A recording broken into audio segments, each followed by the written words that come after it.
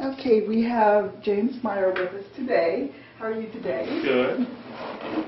Why did you decide to run for the City Commission? Well, I've always been interested in city government and everything. I would say that all of it probably started back in November with the passing of the CID. I know that we had talked about that before. You okay there? Let's start over and let me move this chair. Oh, okay. I didn't realize that chair was in, and I got to thinking about it, where it was sitting. Oh, okay. So, anyway. Yeah. Why did you decide to run for the City Commission? Yeah, I've always been interested in city government. The thought did enter my mind back in November when they passed the CID for the mall. I think that it was it's a decision that was passionate on both sides, whether you were for it or whether you were against it. People were, interested. I thought more about it when I saw that there was potentially some commissioners that wouldn't be running again. And then I actually talked to several city commissioners who are currently serving before I decided to jump into the fray. But just to get an idea mostly of, time commitment, what's really involved, because, what you see in the newspaper is probably not actually where they spend the majority of the time. I would imagine having attendance in meetings now, the majority of their time is kind of spent doing somewhat, I guess, what you would consider mundane, not really exciting stuff to be doing. So. Mm-hmm. Okay, tell me about the boards and things that you've been on that would help you in position if you're elected. Sure. Right now, I'm on called the Kansas Council of Health System Pharmacists, or KCHP. So it's a statewide organization for pharmacists who work in hospitals. There's also KPHA, which is just kind of an umbrella group for all pharmacists. So it's a little bit more targeted towards pharmacists who just work in hospitals. And they have a board composed of 5 different districts across the state, and then some at-large members. So I'm from District 1, which is, if you look at the map, the western third of Kansas. So Hutchinson, if you drew a line between Hutchinson and Wichita and a little bit west of Salina, everything west is in District 1. I've done that for almost 2 years now, and as far that part of that work has been pretty interesting, mostly because you would think that everybody being in the same profession and essentially doing the same thing, that we would all have the same idea about what we should be doing as an organization. That's not really necessarily true. So it's been interesting to work with, especially people who work at the KU Meds of the world, which is their practice is completely different from how we do things out west. So it's been interesting to work with those types of people. Probably more so, it would be being on the Governmental Ethics Commission. I've been doing that for a little over a year. That's actually an appointment from various people. My appointment was from the Speaker of the Kansas House. And their job is to, in a nutshell, to enforce campaign finance law. The staff, the regular staff of the commission, they do all of the processing of reports that candidates have to, their campaign finance reports that they have to submit. They answer questions from candidates about what they can and they can't do and things like that. The commission itself really only gets involved if there's some type of violation going on, really. It's definitely a partisan commission. I don't see any way around it because it's a partisan appointment. You're appointed by somebody who ran for office. So in that sense, when I got there, I honestly thought that there would be some people, just based on who they were appointed by, that I probably wouldn't be able to work with. I've found out that you can pretty much work with anybody as long as you get to know them on a personal level. The problem is that you may have disagreements with them at some point. I'm not going to say I agree with everybody on the commission all the time, because that's just not the case. But you have to learn to work with people when you do see eye to eye, and when you don't see eye to eye, you have to be okay with that and accept that and not let that get involved in the trust and relationship that you've built with them on other issues. I would say that that's probably the most that's probably the best learning that I've had going, if I were to be elected to City Commission, is that yes, I'm going to disagree with other commissioners, but you can't let that get in the way of working with them on other issues. I think that there's a history of that with the City Commission as a whole. I think if you look at past City Commissions here in Hayes, they've done a really good job of working together, even though they've had disagreements. So how do you think you achieved that, or what taught you that in your life to do that? Well, I don't know that, gosh, I don't really know what would have taught me that. Me and my parents were small business owners all of my life, so I think maybe part of that is that I was not just being small business owners, but my mom owned a restaurant, and I literally, when I was a kid, I literally was raised in the restaurant. She had a little room that I stayed in, and I was actually in the restaurant the entire time. So, and during her busy times, I would come out and actually run the cash register and stuff for her. So I don't know. I mean, I guess my parents learned early on how to please, that you had to get along with people and you had to please people. So maybe I picked it up from that.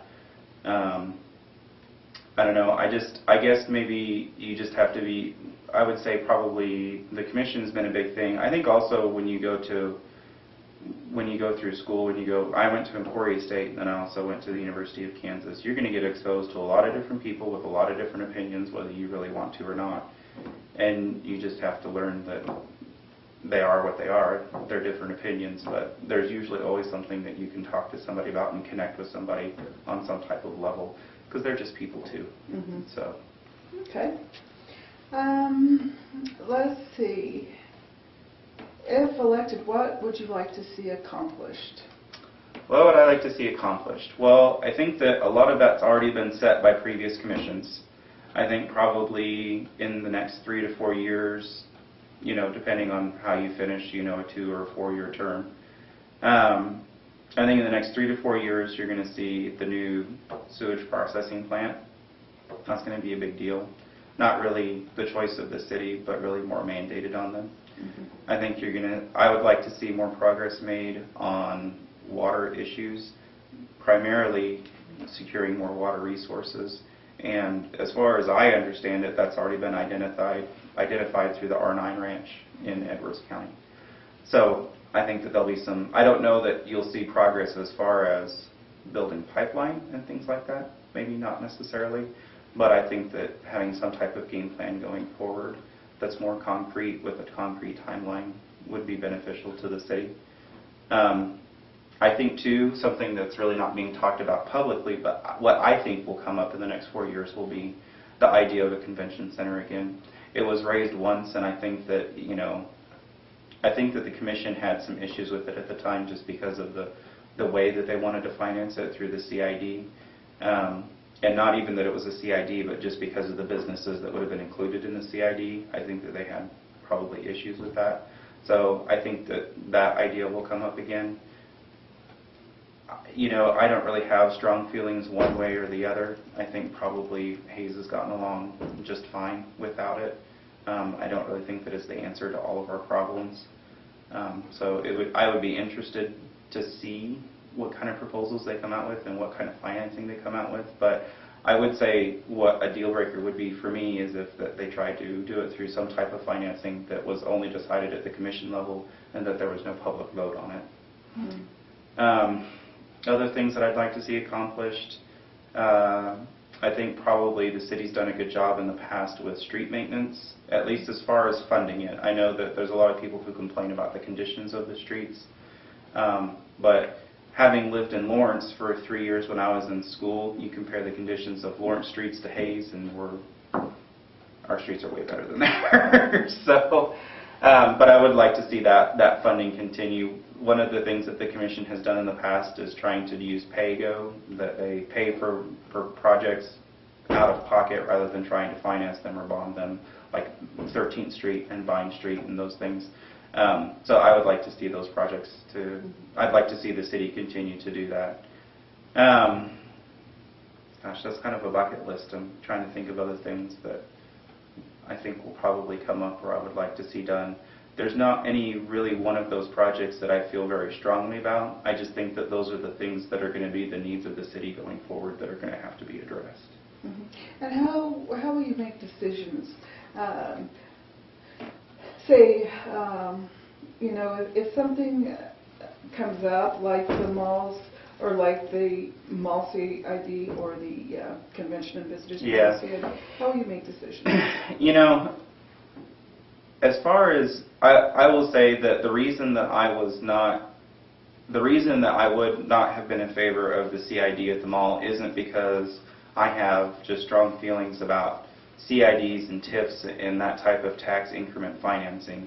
I don't have feelings as far as it should never be used. That's not my position. But I think when you look at the mall and you see that they're not putting any of their money in, you look at their business model, which even looking just around the state within the past 6 months since the decision has been made, there's been multiple malls that are either in failure, foreclosure, and it's not even small towns like Hayes, like the Great Mall in Olathe, which is in suburban Kansas City, is closing. Mm-hmm. So I think it's a failing business model. Mm-hmm. Long term, I think it's a failing business model. Mm-hmm. So I think when you can put all of those things together, that's part of the reason why I was against it. The other part is really long term, because you're talking about, I think it was 20 years that they put the CID in place.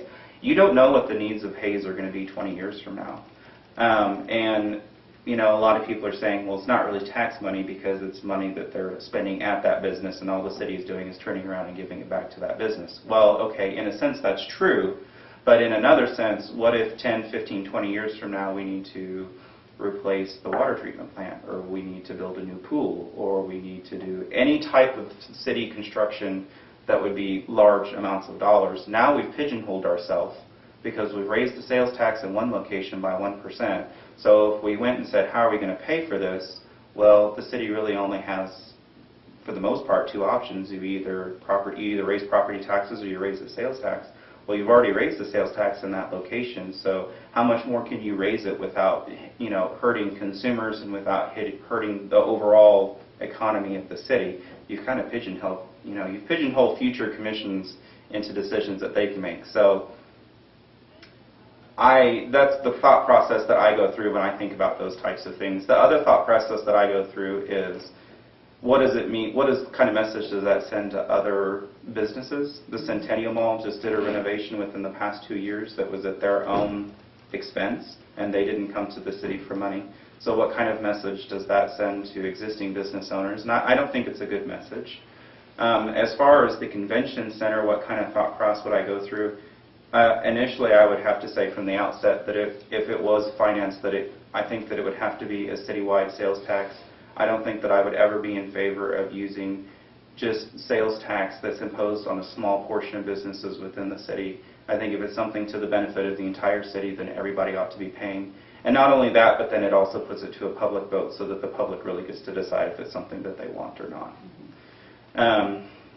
So as far as other decisions, I never like to say that I'm absolutely against something or I'm absolutely for something. So for example, like city improvements and things like that. Can't say that I'm absolutely for doing this street project or that street project. I think you have to look at it in terms of in the here and now. What I can say is that there are certain things that I would never be in favor of. For example, it's not been that many years ago that the Supreme Court decided that it was okay for city and local governments to take private property to then, raise it and then turn it over to another private developer for development. We haven't seen that in Kansas, and we definitely haven't seen that in Hayes, but it's not outside the purview of that happening in the future. And taking private property from one individual and giving it to another is something I would never, ever, ever be in favor of, no matter what they thought the use was for it. So there are certain principles that I stand by. That would be one of them, if that gives you an idea of kind of how I think when I'm trying to make a decision. Okay. Are you familiar with the Strong Towns philosophy? I am, yeah. And I have, for the most part, it's something that I'm favorable of, but go ahead. I was going to ask you what you thought of it. Yeah, for the most part, I'm favorable, mostly just because it's common sense. Mm-hmm. I think that it's common sense that if you have infrastructure in place and you have lots or sites that can be developed within that existing infrastructure and not add any burden to the taxpayers of upkeep, it makes sense to do that. The part that isn't really talked about in strong towns that I don't necessarily agree with is there's a lot of stuff in there about walkability, a walkable city. And that always sounds really great, but I think the reality of living in Hays, Kansas is that we're never, people in Hays are never going to get to the point where they can walk everywhere for everything that they need and they're going to get rid of their car. That's not going to happen. So as far as, that kind of thinking, I don't really go along with that. But I think in general, I'm very favorable to those types of thoughts as far as trying to keep, things filled in. I think too the important thing about it is that I think it's a good metric for going forward when new projects and new proposals come up, because I think that there's probably going to be more development like what we've seen with the Peterbilt dealership, and then also with the other new dealership out on exit 161. I think you're going to see more of that type of development around those exits. So I think that it's a good set of principles or guiding principles to make decisions about whether the city wants to expend money putting in new streets and new sewers and things like that. Okay. What is your vision for the city? Vision? Well, I really like Hays the way that it is, but I would like to see Hays grow. As I said before, I think that long-term Hays is in competition with similar-sized cities around us, like Salina and Garden City and Kearney. I mean, Salina has over 50,000 people and we're 20. So can you really make that comparison? Yeah, I understand what people are saying. That's probably not a fair comparison. But the fact is that for the largest area around us, if people are going to do shopping or they're going to do business and they have to go to a larger town to do it, those are their options. So I think long-term, I'd like to see Hays compete with those cities. I'd like to see what we can do to bring in more businesses without expending taxpayer money to do it.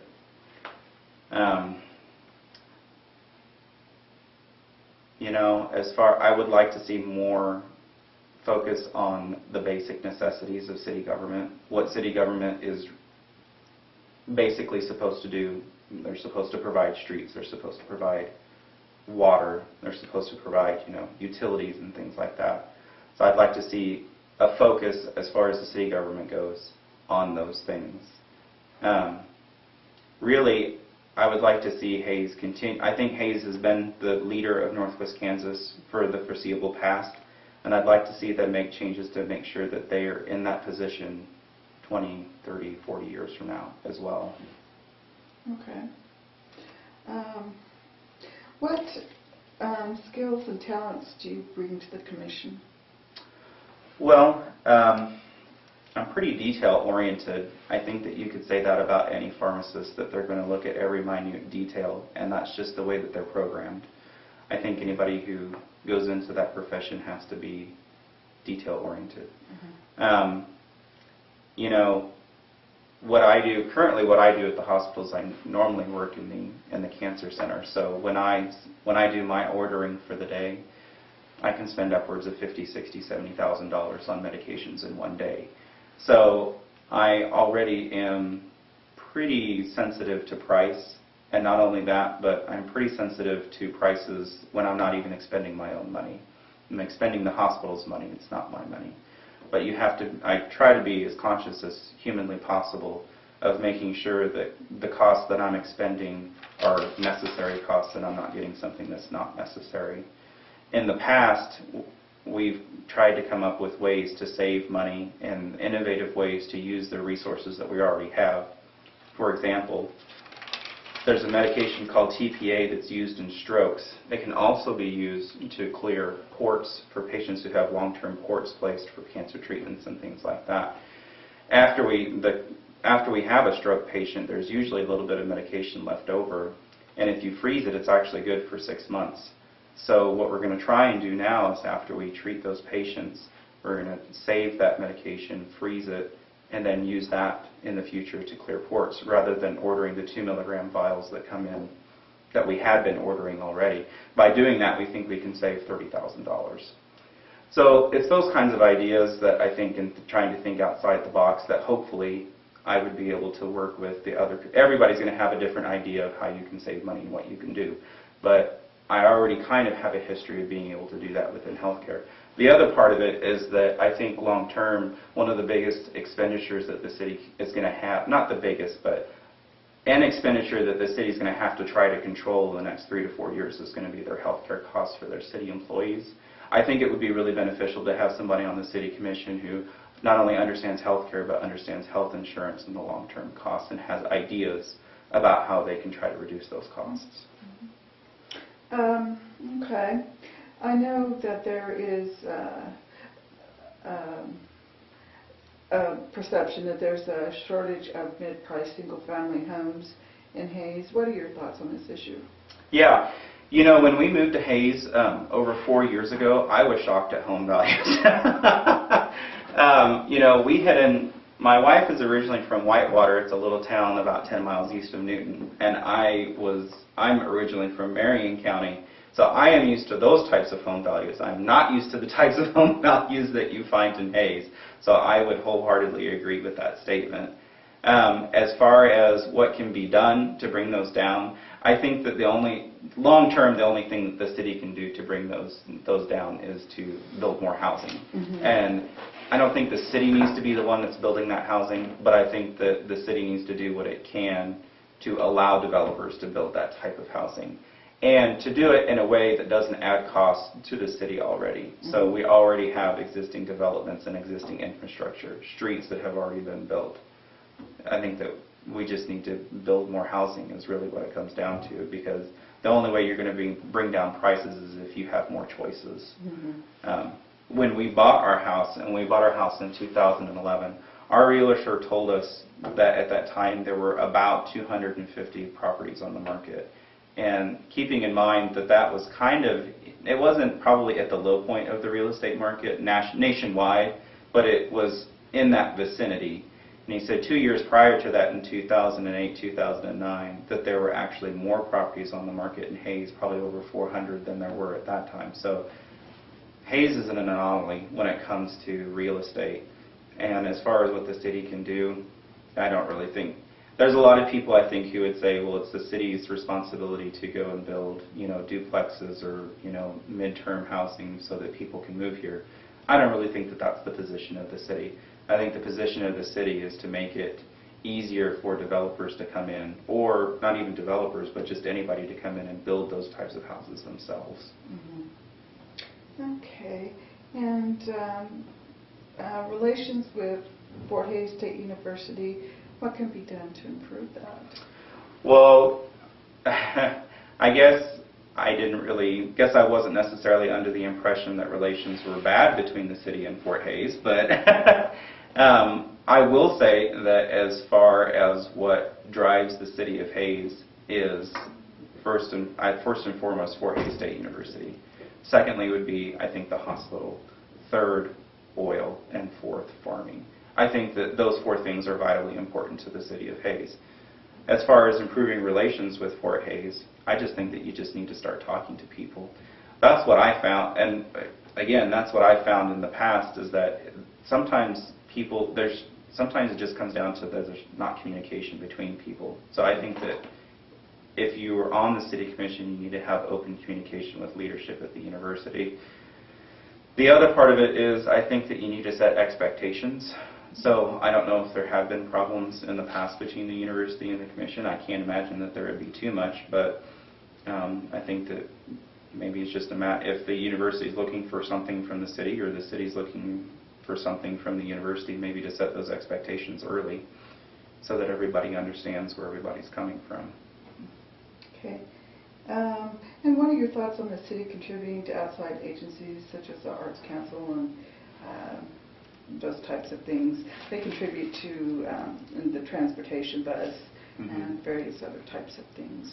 I don't, as long as the city has the money to be doing it, then I'm not necessarily against it. Mm-hmm. I know that I've had a lot of people approach me and talk about the Downtown Development Corporation, and that apparently there's a significant group of people who are extremely upset that the city gives money to the Downtown Development Corporation. To be honest, in the big scheme of things, I mean, we just gave $3 million to the mall. So, I mean, if you're going to be concerned about the city giving away money, I mean, I think probably you need to start with the big fish, and not necessarily worry about the little things. Not that those things aren't important, but I guess my philosophy in looking, and this is coming from my own profession when we look at trying to reduce pharmaceutical costs. You don't go to the generic stuff. You don't go to the stuff that costs 5 cents a tablet and say, what can we get rid of here to reduce costs? You go to the stuff that costs thousands of dollars per dose and say, what can we do to get rid of this stuff? Because then we really will make a reduction in our budget. We really will save money. So I think that's the philosophy that I would bring to the city. So as far as those specific agencies, I'd have to look at them and see exactly how they're using the money before I decided whether or not it was really a good idea. But I will say that overall, if we can give $3 million to the mall, then I think that maybe we should look at priorities going forward. And tell me a little bit about yourself. Sure. So, like I said, I am originally from Marion County, and I went to high school in Marion. And then after that, I went to Emporia State University, and that's where I met my wife, and she is from Whitewater, which is a little town east of Newton. And once I finished, when I was at Emporia State, I studied abroad for a year at the University of Franche-Comté in France. And then I came back and we got married, and when I was in school, I worked at the hospital in Emporia, and I decided that that would be something that I probably could continue in. So then I applied to the University of Kansas School of Pharmacy, and we moved to Lawrence, and I went there. My last year of school, I did all of my residencies and training in Wichita at Wesley and Via Christi. And then when I was finished, we both had the full intentions of staying in Wichita because Marion's only about an hour north of Wichita. My wife's family only 30 minutes north of Wichita. Fully intended on staying in the area. And then I went to the career fair at KU, and for whatever reason, I signed up to interview with Hayes Medical Center. I think I was just doing it just to practice, just to see what it was about. And then later, a couple months later, they said, well, why don't you come out to Hayes for an interview? And I almost said no, but then I was like, but then they said that they would pay mileage. And I had been in school forever, so I sat down and looked at what the mileage was from Hayes and back, and I figured out I could make like $250 off this interview. And I didn't even have to take the job. Like, all I had to do was come out here, interview, and go home, and they were going to send me a check for $250. So I thought, well, hey, that sounds like a great idea. Let's go do that. So I came out here to interview, and I had no intentions of taking the job. But once I got out here, I really honestly kind of fell in love with the hospital and also the city of Hayes. Part of the interview was that in the afternoon they had a realtor take you around town and show you, just show you around Hayes. And other than driving through Hayes to get to Colorado, I'd never stopped before. So, got to see all there was that Hayes had to offer, and, really love everybody that I work with at the hospital. I think, and the hospital is an awesome asset to the city of Hayes and really western Kansas. Decided that I really wanted to be a part of it. So then I spent the rest of my drive home getting paid for my mileage, trying to figure out how I was going to tell my wife that I wanted to move to Hayes. But then we came out here. We have 5 kids. We just had our 5th kid in June. My oldest just turned 9 this month, so they're aged anywhere from 9 months to 9 years old. And I've already told you about all the other stuff that I do as far as, commissions and boards and all that other kind of stuff. My wife stays at home with our kids, and she's also on the board of the Ellis County Homeschool Network, so she's been involved with that and she's the treasurer, but I know she does other stuff that I don't even know about. So. Okay. All right. Well, thank you very much, James. I appreciate your time. Yeah, thanks. I appreciate it.